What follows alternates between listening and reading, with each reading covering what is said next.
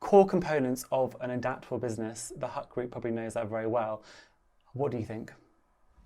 I think, you definitely need a few core components. I think one of the most important is strong comms, communications. How do you collaborate with your team?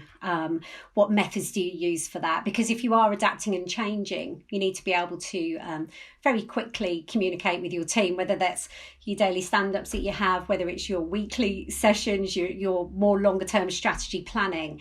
You always need to have those communication channels open with the team. I think you need a bit of there's something around culture and adaptability. You need people to be able to accept change fairly quickly, understand what it means, and then change direction really quickly, figuring out what that means from a technology point of view, what staff are up to at that point in time, what impact it's going to have further down the line. But you definitely need that culture where people are expecting that things will change, and you need to change direction very quickly.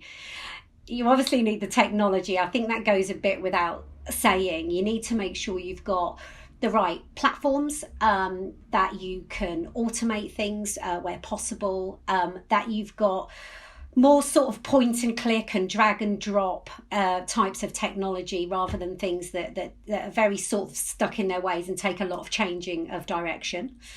You need partners and vendors. So it's all well and good if your team are ready and you've got the technology and you've got the right culture, but your partner's slow or your vendor's slow or they're culturally different to you. You definitely need the right partners and vendors that can also adapt with you.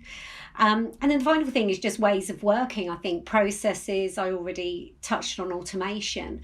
But, if you need to do something very quickly, if you've got a PO process that takes you 4 weeks to get through, then that's a problem. You need quick decision making, and you need the right processes in the back end.